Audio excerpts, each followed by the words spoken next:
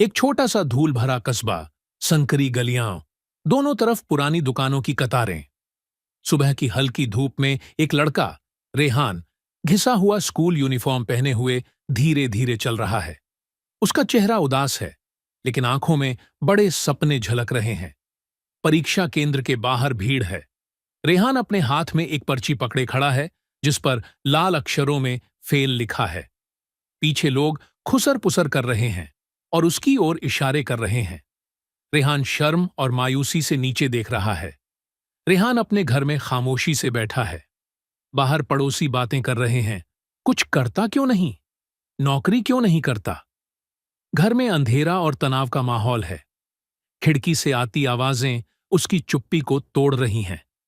रात के समय रेहान अपने कमरे में थका हुआ लेटा है। उसकी मां धीरे से आकर उस पर कंबल डालती है और प्यार से कहती है, टपकता हुआ पानी भी पत्थर को छेद देता है अगर लगातार गिरता रहे। रेहान की आंखों में आशा की हल्की सी चमक आती है। रेहान एक टेबल पर बैठा है। चारों ओर किताबें बिखरी हैं। पास में एक कॉफी का मग रखा है। एक हल्की पीली लाइट जल रही है।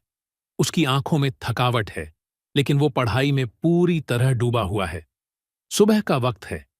रेहान फिर से परीक्षा केंद्र जा रहा है। उसके हाथ में एडमिट कार्ड है। इस बार वह आत्मविश्वास से भरा है। सादे कपड़े पहने हुए, लेकिन चेहरे पर दृढ़ता और शांति है।